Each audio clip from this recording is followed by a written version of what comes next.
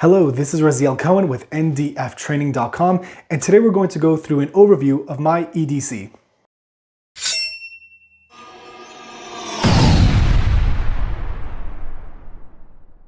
So I've had some people reach out to me and ask about my everyday carry setup and maybe what items I carry and why I carry them. I don't think my EDC has changed much for the years I've been carrying the things that I've been carrying. Maybe some minute details here and there to change up like the features or upgrading to the newer model of something. But generally speaking, my everyday carry has been pretty much exactly the same for a very long time. So I don't know when I would be making an update video, if I would ever be making an update video for what I'm carrying, but there are certain key elements that are a part of the everyday carry, and we'll just go through the tabletop. We'll go on top and just check out the different items that I carry, maybe a few different iterations of things that have been changed, and maybe give you some insight into regards to maybe something new you'd want to carry or something you might want to take away from the things that you usually carry. Okay, so I think I'm going to start just from the top of my head. The first thing I'm going to have, which is not much to speak about, is a baseball cap. I like being able to have some kind of baseball cap nearby, at the minimum for just, well, sun, as well as also just being able to get more coverage if I'm at the range to protect casings from going into my eyes. Or if I'm wearing sunglasses like that, the top of the glasses obviously are usually going to be open. So being able to have an additional something that will block any shell casings from getting into my eye, I think are important. So first thing, not much to speak about, is a baseball cap. The next thing is going to be sunglasses of some kind. These are the Holbrook lenses. They are from Oakley. I've really come to enjoy these lenses. What's important for me in sunglasses is going to be that they have, at the minimum, a Z87 protection, which means they're not like ballistic rated, but they're able to stop basic levels of shrapnel that might hit you in the eye. So if I'm going to be able to go to the range, I want some level of protection. As well as these are not the original lenses that came with this pair of sunglasses. What I'm trying out is I'm trying out a like cheaper pair to see if it's worth it, just to try out a different version. They still do have the Z87 rating, but I'm just trying to get an idea of clarity and cost for a different pair. So those are my sunglasses. Moving along, I'm probably going to talk about knives. These are of the two of my most favorite knives that I have. This is the Ontario R2D2. It is a D2 blade, so the steel quality is pretty solid over there. I don't know if you could focus on that. It is dirty because I do use it. And this is a very simple blade that I really enjoy. It cuts very well, it sharpens pretty easily, and it's definitely been kind of one of my main EDC use knives. And it is a center lock, which means it's able to open up and close from right over there. Definitely a very simple knife. It's also the kind of knife where if you don't want to hand someone who doesn't know how to use a knife, then I'd give them this over this one, which is a significantly more expensive knife. But being able to have a decent knife that you're not really worried about damaging, they're not super expensive. This is really an affordable knife, has a good blade, easy to sharpen, I think is awesome. And then this one, probably being of the most popular knives sold in the United States, is the Spyderco Para Military 2. It's a S30V steel, which is a really high quality steel. It has their kind of famous loop over there, but I usually just hit the liner lock that's flipping up over there and it locks into place. It has the G10 handles and the clip on the side. Nothing specifically super fancy. It's very simple. The reason why I usually go for a blade that's not like Cerakoted or Duracoated or just coated anyway is after using a blade for a long time, they'll usually scratch. I haven't had a knife of any coating that actually held up. So me just sticking to the raw metal for me usually works pretty well in regards to sharpening it and not making it look even worse than it will be after like a lot of use. So those are kind of the two knives that I use in rotation. Generally speaking, I'm going to have this one. If for whatever reason, either sharpening this one or it needs to be sharpened, I'll transition and use this. And this will also be a lender's knife if I don't want to give someone who doesn't know how to use a knife to be able to borrow. Moving on to the next thing is going to be flashlights. The two flashlights that I have that are in rotation. This one is going to be the SureFire EDCL2-T. It is a great dual battery light and it works really nicely. I believe this is the 1200 lumen option. It's great for EDC. A part of it, the reason why I like this is because the settings are that no matter how hard you push this, it's only momentary use. That's all it is. So it's meant just for momentary use for the light. If you twist the back, however, it will then go into a full constant on mode. So what I have over here though is, generally speaking, the reason why I'm using this one currently, but if otherwise it would be on this one, is this lanyard over here. There's a very thin lanyard, and I usually put it into the groove right over there so that when I'm holding my flashlight, just like that, you could also use this with any kind of like bungee cord of any kind. I want to be able to have at least a little bit of light protruding at the bottom of my hand so I could wrap the flash like that, and then I could still use my hands if I need to. And that's kind of a very simple thing. Then you can see there's like a little adjustment knob that you could adjust based on the size of your hand. So you just put your flashlight in your hand like that, adjust it to the size that you'd want it. And then for me, that works pretty well. It's pretty tight. And like, again, I could still use my hands if I need to, but then have that over there. So regardless of which one I'm going to be using, I want to have some kind of lanyard over there. This is also the Theorem switchback. I believe there's different versions of this. So I think it's definitely from Theorem. I'm not sure which version it is, but this body is from a company called Z-Bolt. They make like really great bodies. This cap, again, pros and cons for what you want, is a clicky cap. So you could obviously tap it lightly to keep it on momentary, but this is a clicky option. And this head is the Malkoff devices head. It is the E2XTL. Let's see if I can pull that up over there. E2XTL. It is a very, very nice light with a very solid head. And it does have a really good hotspot for everyday carry. So I did make a dedicated video on that head if you want to check it out. So these are going to be the two flashlights I usually rotate between for kind of EDC use. You can see that although this is taller, it is also thinner. So depending on what you carry in your pockets, you might prefer, although a little bit longer, a thinner option, versus this one is short and stubby.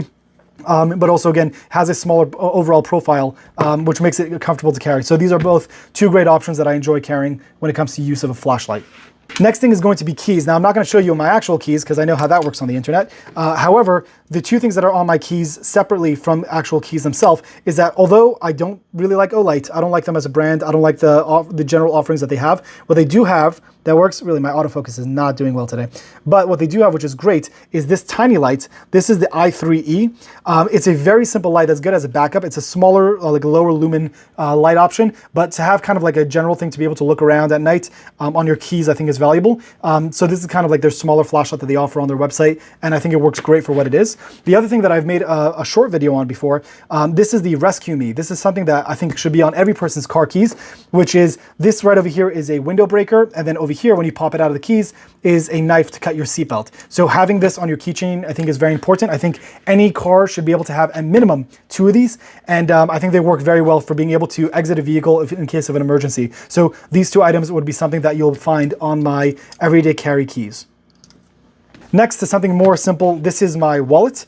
This wallet I've really come to enjoy. I had it for quite a few years. This is from a company called Slimfold. This is not like a tactical wallet. It's not like super cool.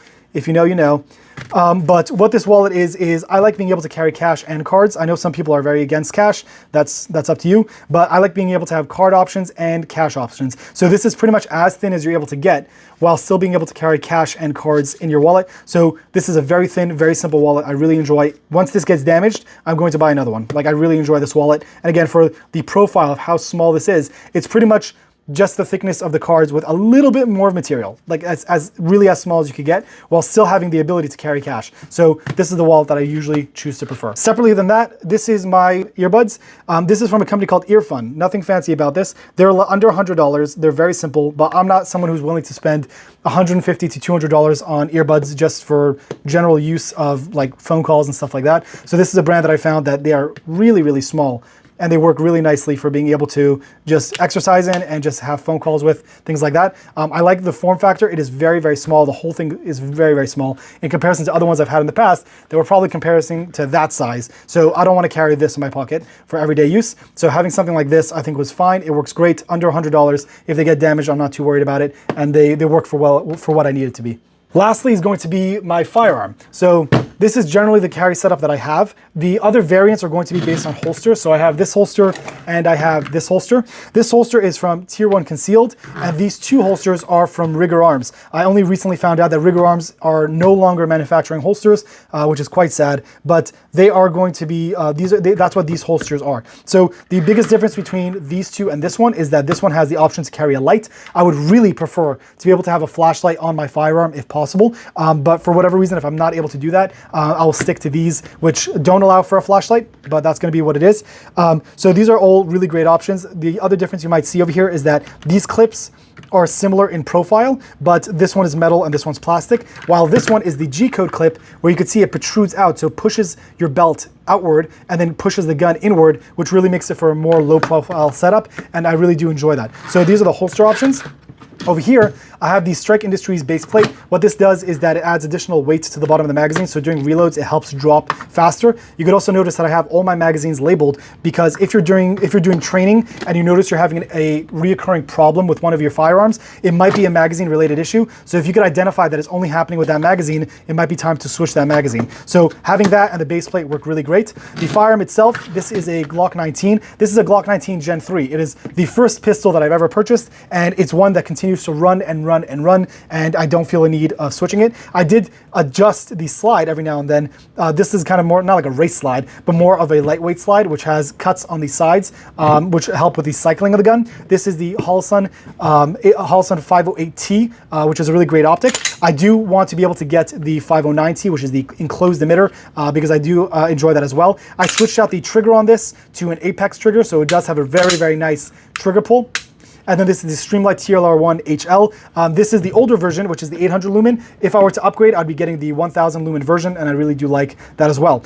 The sights, I believe, are from Ameriglo. These are the blacked out sights, because if my primary is going to be my red dot anyway, I want to be able to make sure that I'm focusing on the red dot.